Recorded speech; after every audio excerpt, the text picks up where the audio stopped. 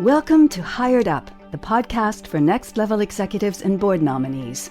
The fun and informative podcast with host Maureen Farmer, CEO and founder of Westgate Executive Branding and Career Consulting. Westgate is a 100% independent premier executive branding and career services firm for high-profile leaders who are serious about navigating the hidden job market to get hired up. And we especially love helping successful executives make exciting career moves that let them be leading heroes at home, not just at the office. So if any of these challenges are ahead for you, visit us at westgatecareercoaching.com. This is Maureen Farmer, and I am founder and CEO of Westgate Executive Branding and Career Consulting. And it's my absolute pleasure today to be able to have a conversation with Laura Elliott, ghostwriter, traveler, and storyteller. I'm just going to review and talk about her background according to her website, and I'm just going to read it out, and it's just so fascinating to me. And I think the person you listening to this conversation today, if you're looking for a way to be able to tell your story, I want you to listen very carefully, because this is an amazing story. And not only does Laura have an amazing story, she's an amazing storyteller. So as a teenager, her love for story began in the Amazon, where she water skied with piranha while learning of headhunters and curses. Her first travel article about a visit to Dracula's Bran Castle in Romania was published in the Los Angeles Times. Her ghostwriting skills grew as she interviewed and reported on CEOs, celebrities, and style makers for World Travel Magazine, LA Parent, Jet Setter Magazine, the Los Angeles Times, and E! Entertainment Television. Laura, who I'm very proud and honored to call my friend and colleague, has a passion to help people write their books, memoirs, and biographies. She's written humorous and insightful story about a therapist's global quest for happiness, a novel with a new twist about how to live for the moment, and an inspirational cancer survival story, which has been released in the English and Arabic languages. I can't wait to find out more about that. Business novels she's written include an inspiring story about leadership skills from a woman who suffered the loss of 28 members of her friends and family in the 2011 tsunami in Japan, a book about lead generation, a female entrepreneur's story of empowerment after abuse, a book illustrating how an optometry franchise can enhance the lives and solve the problems of doctors at different stages in their careers, and a book about a movement beginning in a minority female entrepreneurs in the cryptocurrency and blockchain space. Laura also has a passion for travel, particularly life at sea, and I know all about this, Laura. She's traveled around the world twice, traveling to 24 countries on 6 continents, and she enjoys bringing inspiring stories to the world. No matter the language barrier, perceived danger, altitude, squalls, fashion faux pas, or ingested gluten, she writes to encourage with a focus on life-changing, planet-healing stories featuring self-discovery, pilgrimages, eco-travel, and journeys of the heart. Her clients include YachtingLifestyle365.com, Windstar Cruises, Alpha Men Asia, and the Marriott Vacation Club, along with a multitude of successful thought leaders in business. So, Laura, thank you so much for joining me today. Thank you so much for having me, Maureen. What a wonderful introduction. Thank you so much. I'm very, very happy to be here. Well, that makes 2 of us. Can't wait to talk with you about ghostwriting and all the things in travel and life in general. Well, look, I think everyone has a story, and a story worth telling. Sometimes, though, I believe, and I know just from personal experience, we don't really know how to tell that story. And not only do we not know how to tell the story, we don't know how to use the story once it's been written. So given the fact that you have written for global thought leaders in business, among many others, I'd love to know a little bit about how you help business leaders and executives form their story, tell their story, and get it out to their audience. Well, I thank you. That's such a great question. And I would have to say that the process is so individualized. Like, there's one general way, but the process really honors the person that I'm working with. Everybody comes to the project with so many different ways of working. So that said, though, there is a real commonality with the people that I work with, which they don't have a lot of time. So I really make the process fun and easy for people. And really, it requires just like an hour a week in the time that we work and of their time to give me their story and to get to the heart of the story. And I was mentioning, I learned this process a long time ago with my own dad, because, he has such a time management obsession. Like, it drove me crazy as a kid because he planned everything down to the last detail, to the last second. He always said that the most valuable time is time that you take on vacation because you spend a premium for that time. And so when we would go away, and I led a very international life because he was a hydroelectric engineer and worked in jungles or at hydroelectric power plants all over the world. So I knew travel very well when I was a child, but this is for like just regular vacation travel.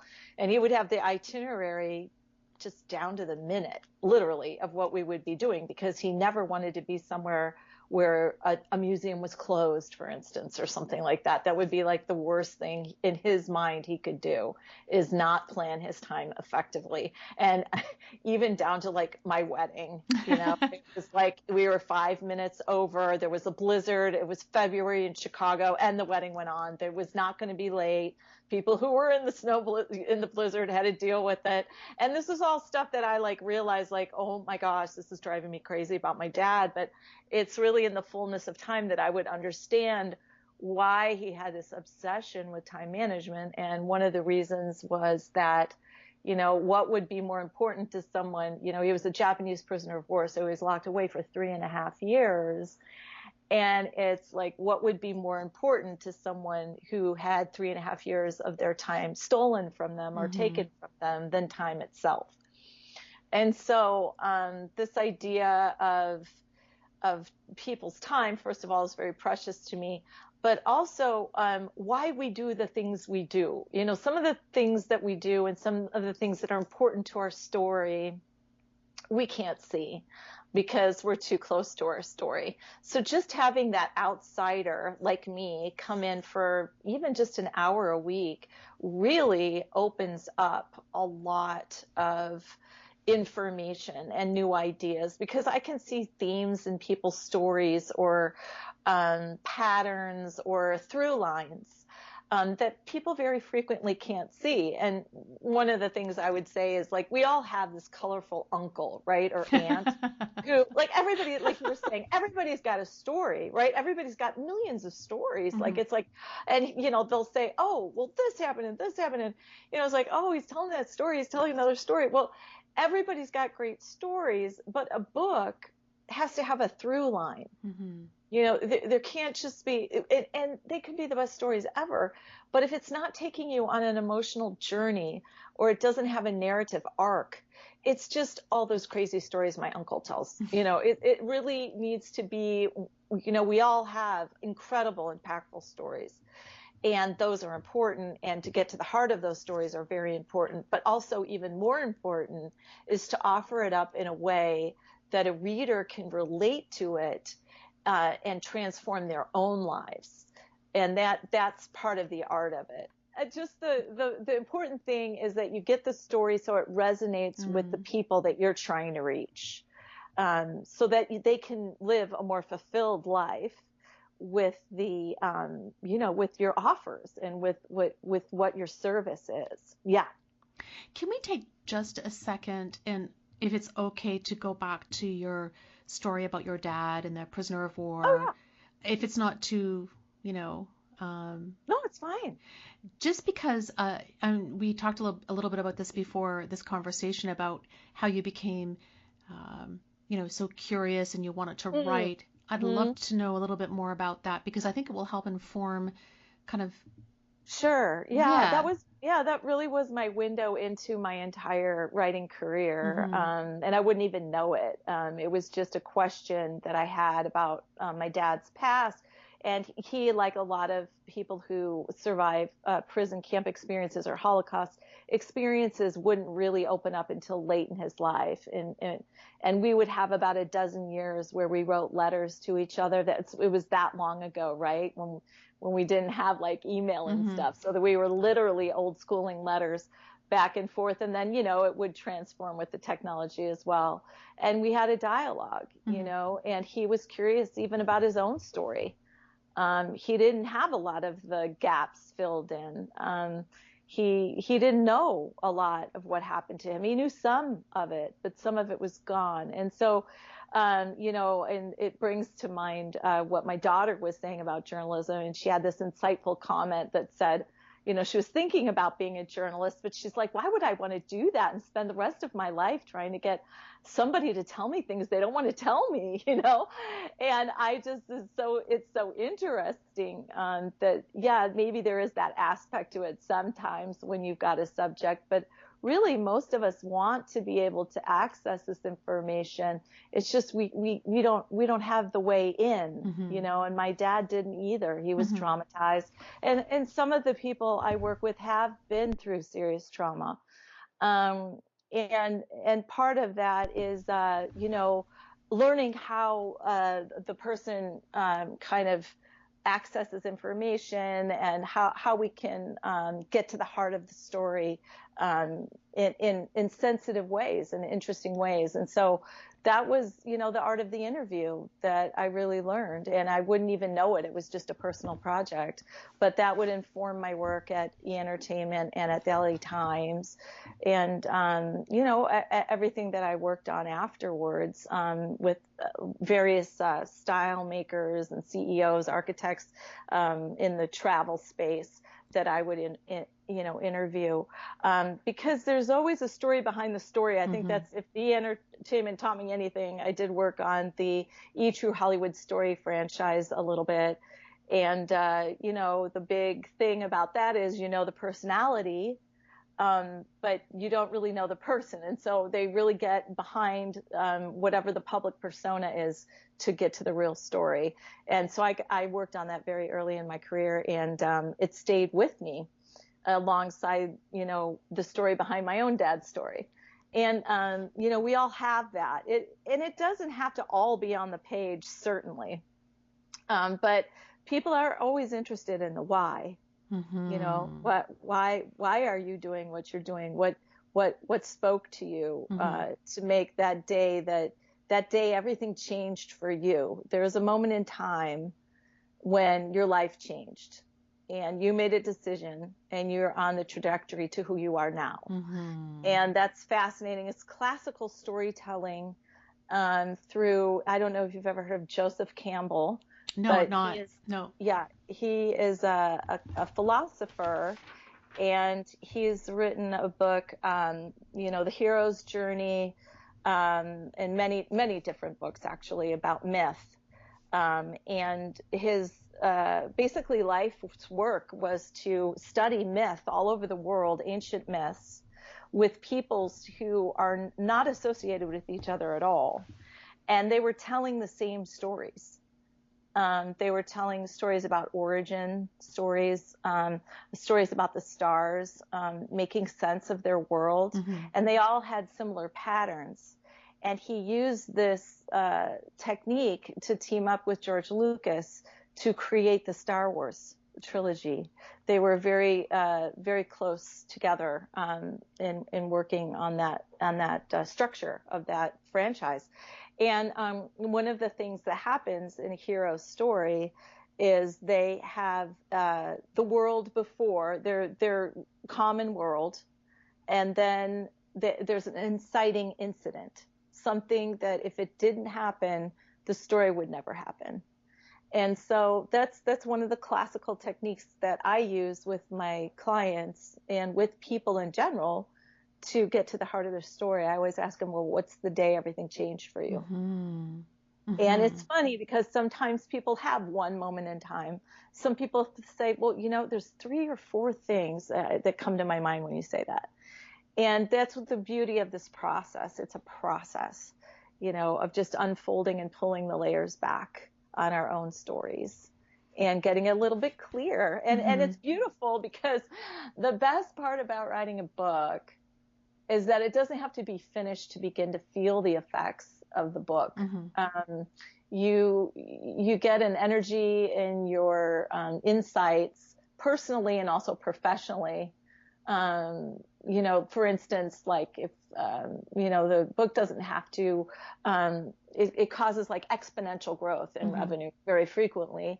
And when you're in the process of writing a book, it's a great time to write around the book or podcast around your book.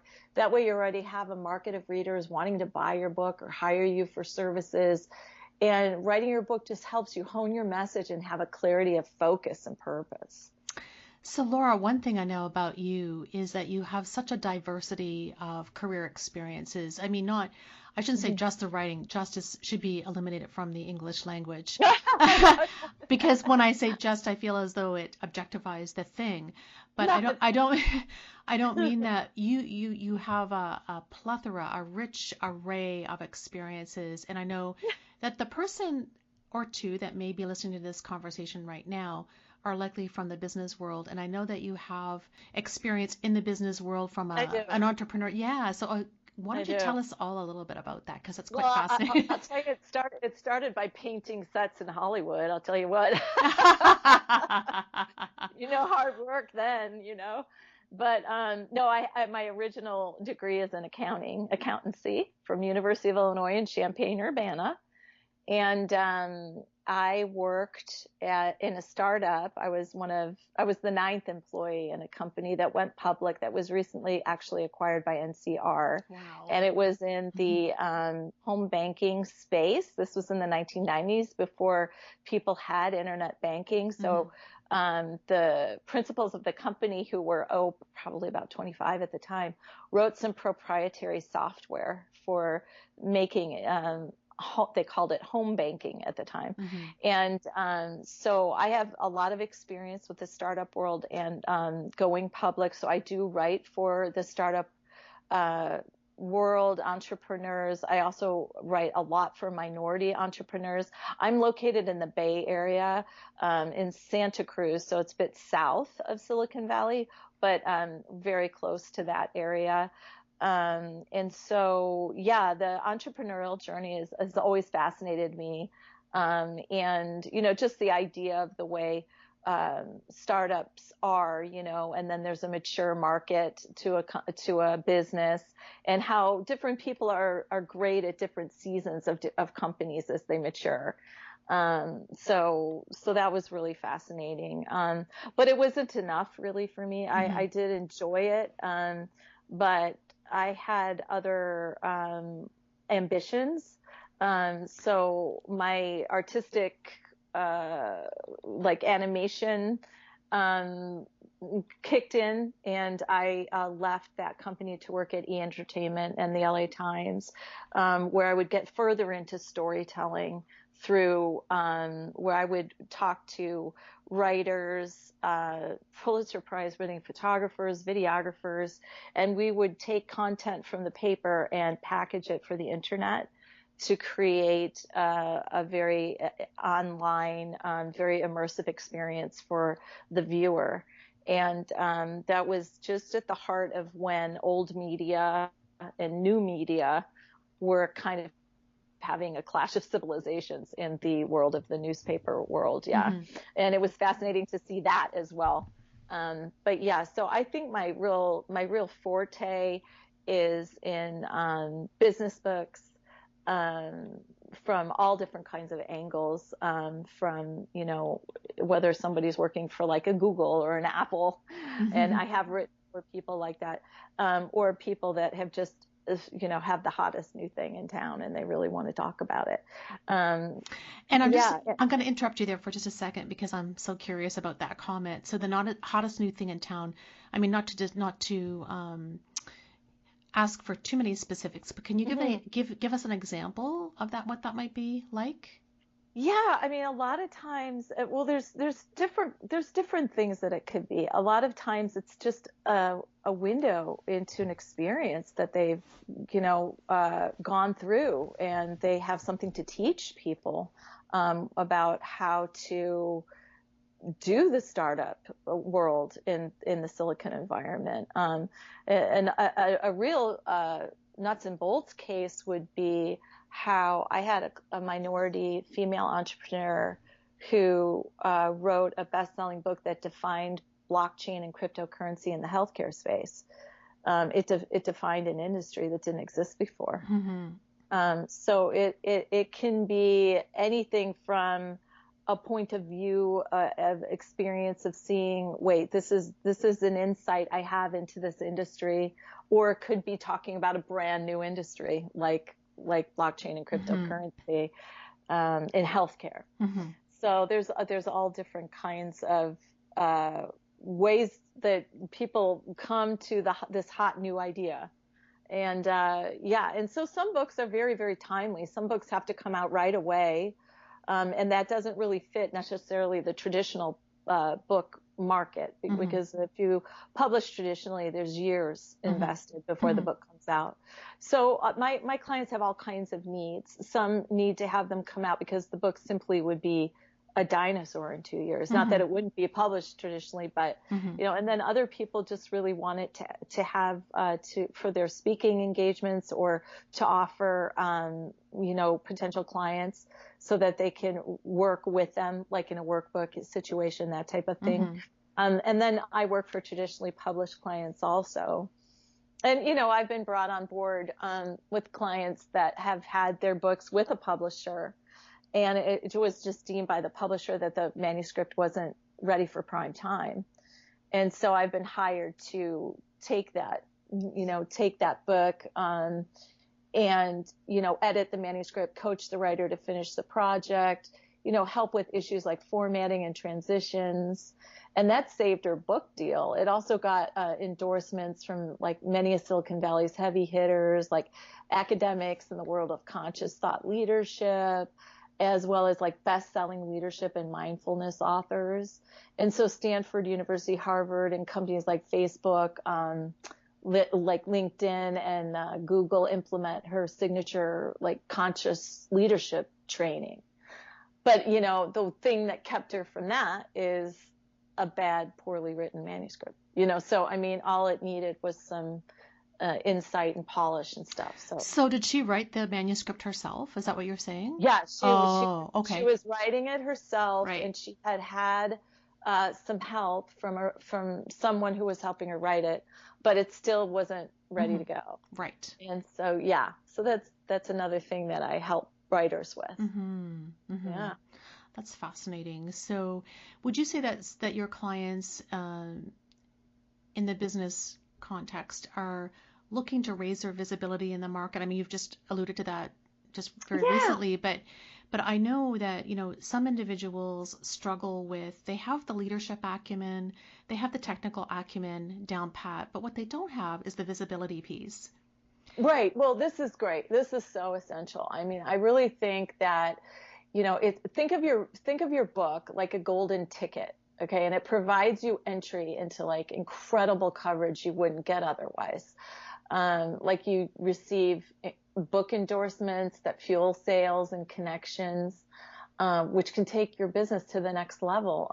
Really, the more you and your message are out there, the more people find you, and the more people find you, the more in demand you are. I think really at its essence, a book really makes you easy to talk about. It's physical. It's that thing people can hold in their hands, Even a documentary, you can't do that, and I'm a screenwriter. Right. So I write feature films, short films, episodic TV shows. And those are great, but, there's really nothing like going to the book in the bookshelf and going to that page that you need something from. And whether that's, digital or print or whatever. Yeah, or like the Uh, books on my desk that have all these different sticky notes on all these yeah, different pages. right. I should come over to your place, and you should check out my place because I have an idea. They're pretty similar. Yeah. Books everywhere, right? Yes. But Yes. I do think that to your question about yeah, about raising your visibility.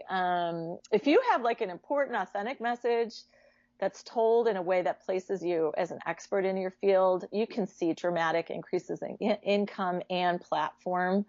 You can like kind of reap the benefits of the newer increased revenue streams through like royalties or paid speaking engagements, bookings on radio, TV shows, podcasts that potentially have millions of listeners who can become your clients or customers. And it can even crazily propel you into your brand, you and or your brand into celebrity status. I've had some of my clients have had that happen, where their book turned out to be a bestseller and they became a celebrity. It brought increased revenue through their YouTube channel and TV appearances, but also helped promote and further their entertainment careers.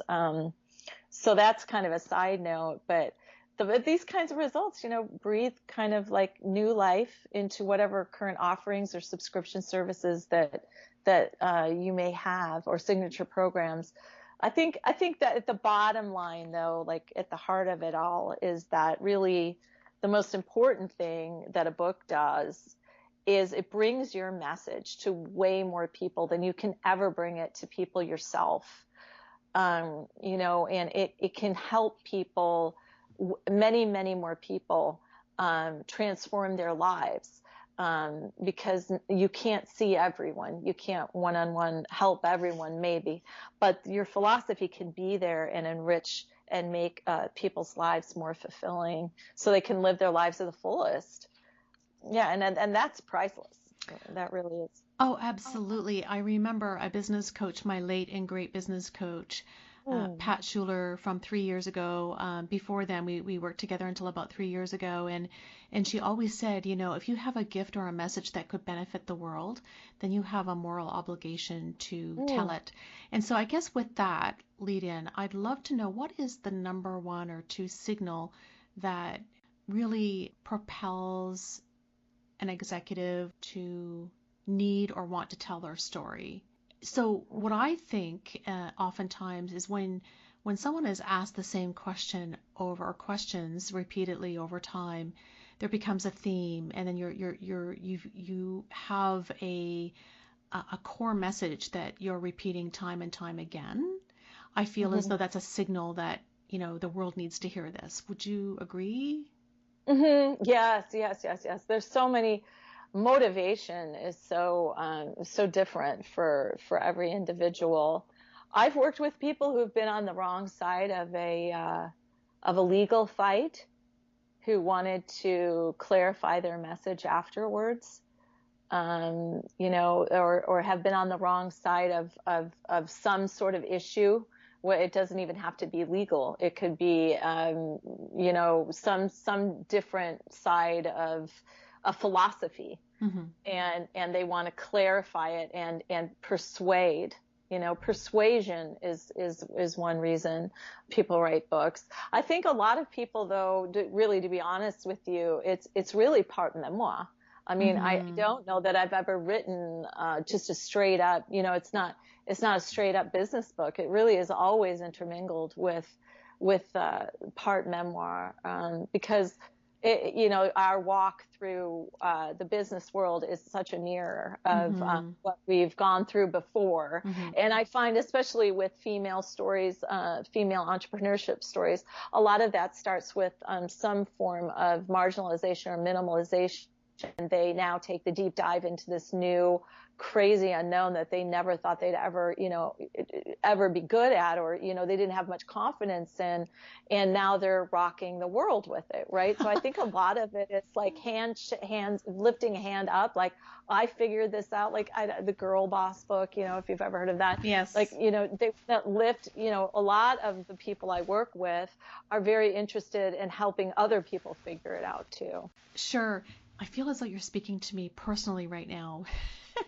just Oh, in this, cool. yeah, that's kind of spooky, Laura.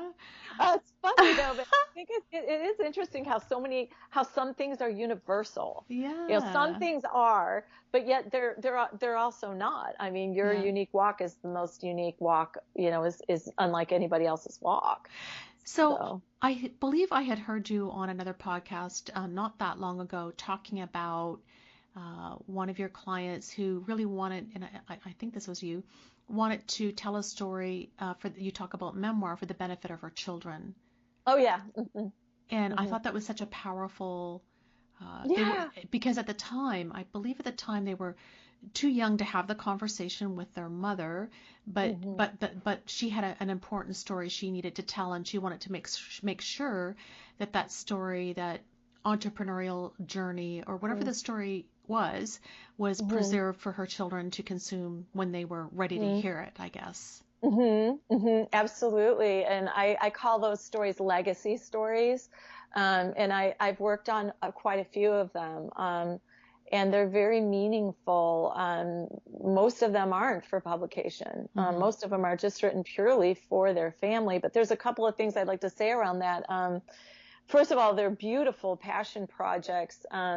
And my privilege and honor to work with, Mm-hmm. and on.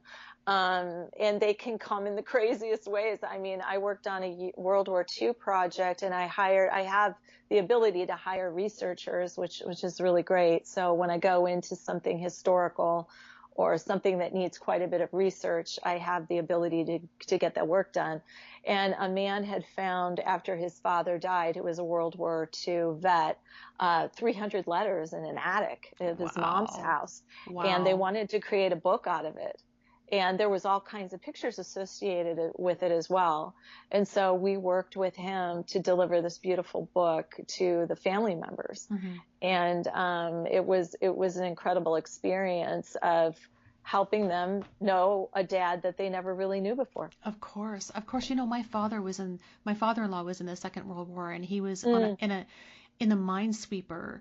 mm, And Granddad passed away about 11 years ago, and it wasn't until recently that I understood what a minesweeper was, sadly enough, but what his mm, role was. And we did find a satchel full of old letters that we brought out mm, not long after he passed away, and we read them.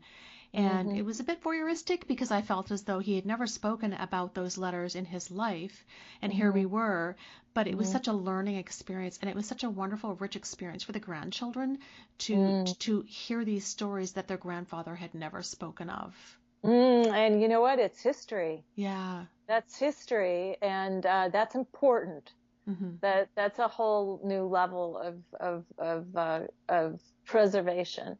And it's not uncommon, by the way. Lots of vets didn't talk about any of these things, Mhm. and there's lots of reasons for that. Mhm. But yeah, it's so important, I think, to get those stories told, and because there is danger of revisionist history. Things get forgotten or looked over, or it's really important to have all those things together, and I enjoy that, and that beautiful story. Then the other thing I'd love to mention about the lady you're talking about is something that everyone can use to make their writing richer. She's writing this book to her 3 children. Mhm. She has a clear reader in mind, Mhm. and we all should. We Right. all need to know our market. But it's not just a market. It's not just a sales thing. It's about voice. It's about Mhm. how you tell your story. It's what makes you you. Mhm. And Maureen, you can only tell a story your way because of all of the things that you've encountered in your life are Mhm. different than anyone else. You have your own way of saying things. You have your own points of view. You have your own sense of humor. You have your own, pet peeves and things like that. Those are all things that end up on the page, and so I think everyone can take away from that is like, and even for myself, for years, like my family, like I mentioned, they lived all over the world. I was actually raised in Chicago, suburban Chicago, but I did travel around the world with my family. And I, got a sensibility of the world.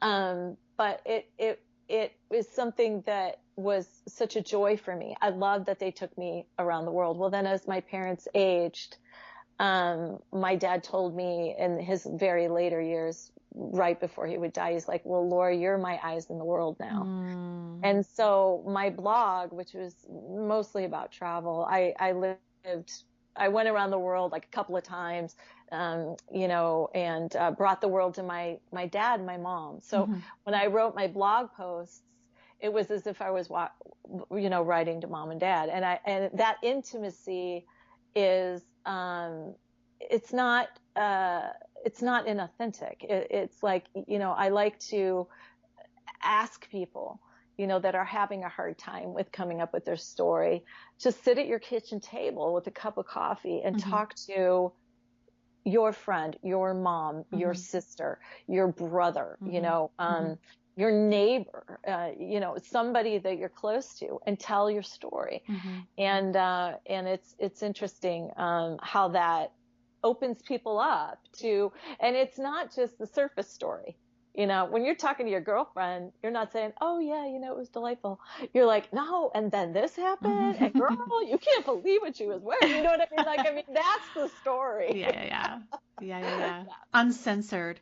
Yeah. So I know a lot of individuals, in the work that I do and struggle with the writing process. And one of the things that we do in this organization is we do the writing, 100% of the writing for the client. What we don't do is the type of work that you do in bringing this signature story to the world, to whether it's for private consumption or whether it's, publisher ready or beyond. So for the person listening here today who may envision a publication, a novel, a memoir, can you just walk us through your process? I know you talked about an hour a week. Just tell us a little bit more about your process, just to help the listener here today envision what that could look like for him or her. Oh, yeah, sure. Okay. So very frequently it'll just start with a consultation call where we just talk about, spitball a little bit about the book. Usually the first two questions I answer is, if you have a book in your mind, if you had to title it today, what would it be? And the second question is, why this book now? And those two questions will get me a lot of information about the process that we'll go through. And then once we get through some of the, general outline, maybe the format of the book, which means how the book is told, because books are told in different ways. They're made up of chapters, certainly. But, there's lots of different formats within that structure. So some, like I read a book that was told totally in letters, or totally, different points of view, or, what the format will be like. How are we going to organize it, for instance? And that'll tell me a lot of that. And then what I come up with is an editorial calendar. And it's just basically taken off of my, experience in the world of publishing. Everyone has an editorial calendar, whether it's a TV network or it's a newspaper or, a magazine. They all have a structure for how the project's going to go and what articles happen when. So that calendar goes out for a matter of months, and with specific deliverables each week. So we have a specific target for the beginning and an end date for the project. And it's an hour a week is all I ask of my subjects. I work with very busy people that just really don't have a lot of time. And some people are very hands-on and love it, and don't even know they love it until we start working together. And then they're writing on their own, and it's amazing. Some people would rather stick needles in their eyeballs. Yes, I've had that experience as well. I'm not, right? So I cater to everyone and their different processes. And actually, I think people don't realize that there's so many different ways to write a book. There's, writing, of course, which, there's longhand, there's on the computer. A lot of people talk their book. I had to do that once when I was commuting on a train to LA.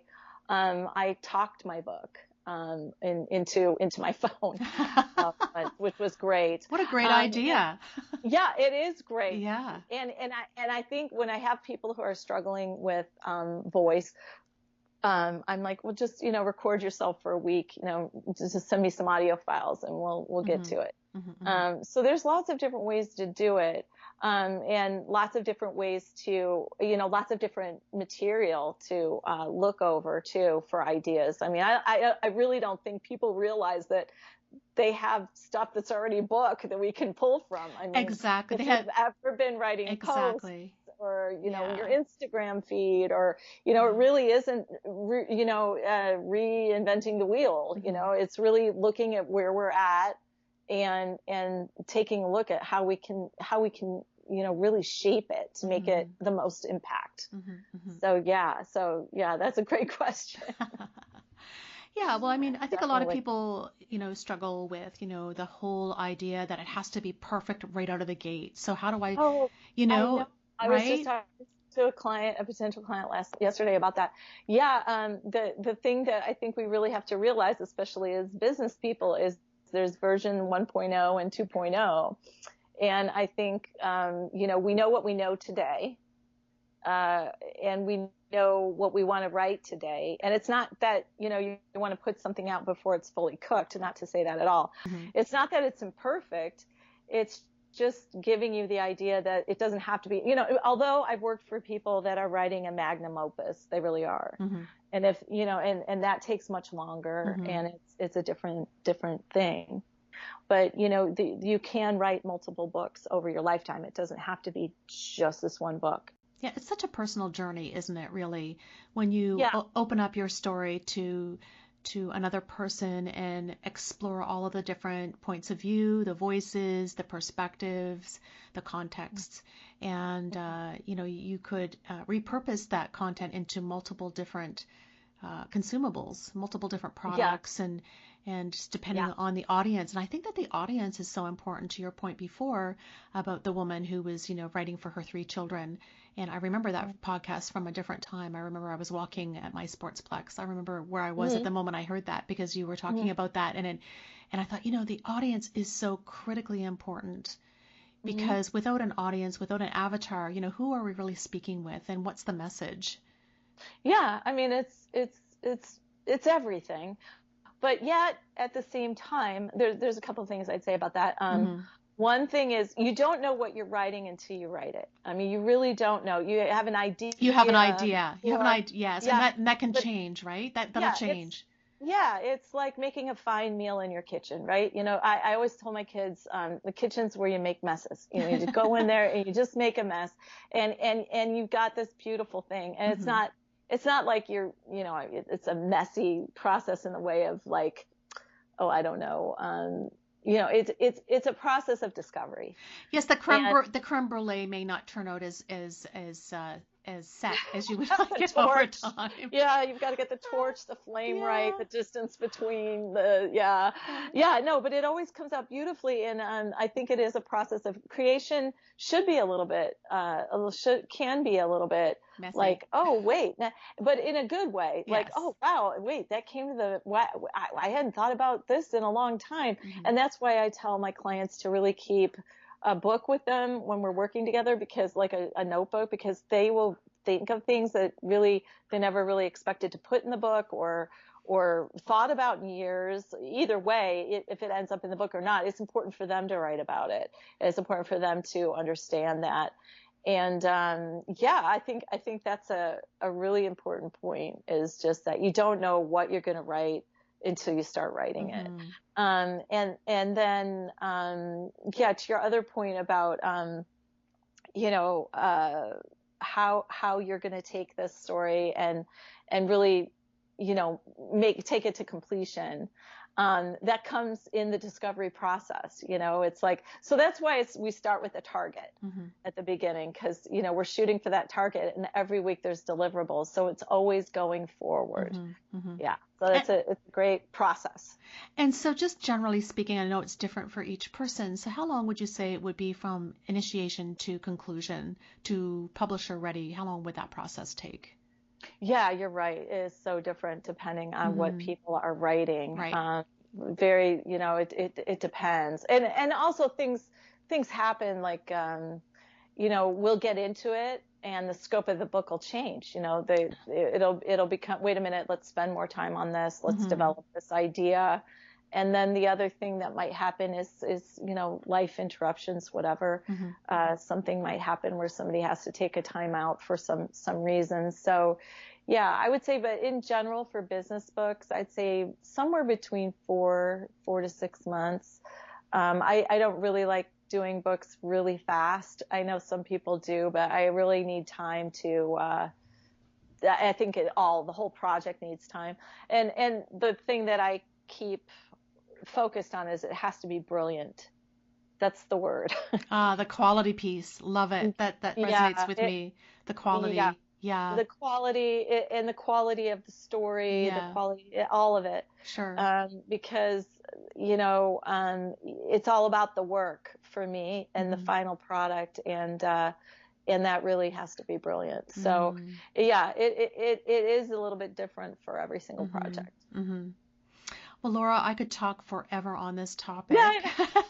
Maybe we'll do it another time and get into some of the more sort of detailed aspects of bringing out the story, because I do know that stories do change, and one story may trigger the memory of another thought or another Hmm. theme. It's so fascinating to me. I call that memory mining. That's what we do. Love It's like it. memory mining. Yeah. Memory mining. Lovely. Yeah. Yeah. Yeah. Lovely. Yeah, it's fun. And I also call these coffee talks that we have every week appointments with our imagination. Mm. So it's like, we might be talking about a real nuts and bolts topic, but there's a heart to it as well. Mhm. So, Mhm. it give my clients permission to imagine things, Mm. and to just know that day, that time, Mm. you make an appointment with your imagination and your imagination will show up. Yeah. Yes. Oh, that's fantastic. Look, Laura, this has been such an absolute pleasure. Again, I could chat with you forever on these topics. Oh, Uh, my pleasure. so for the person listening here today, how could they best contact you if they have an idea for a story, if they just want to find out what your process is and how to kind of imagine what a book might look like for Yeah, them? well, they could just shoot me an email if they want to at elliwrite@yahoo.com, which is ELLIWRITE @yahoo.com, or just visit my website and there's a form on the website they can fill out, which is laurasmagicday.com. Love Laura's Magic Day. Well, Yeah. Laura, it's been an absolute pleasure. I hope we get to do this again sometime. And again, thank you Me as so much. well. It was so fabulous. Thank you. Wonderful questions, Maureen. Oh, this is lovely. For those listening today, my name is Maureen Farmer, and I am CEO and founder of Westgate Executive Branding and Career Consulting. And you can reach me at westgatecareercoaching.com or on LinkedIn under Maureen Farmer. Again, Laura, thank you so much for joining me today, and I look forward to reconnecting really soon. Yeah, that'd be great. I look forward to it too. You have a great, great day. You too, Laura. Thank you. Thanks for listening to Hired Up with Maureen Farmer. If you enjoyed the show today, please tell a friend and write a review for us. Do you struggle to find words for emails, phone calls, and job applications for your C-level job search? Get our CEO Script Vault, job search scripts for busy executives to help you get hired up. Kindle edition available on Amazon.com. For customized resources to help you get hired up to your next C-level position, visit westgatecareercoaching.com. We'd love to welcome you into the Westgate family of success stories.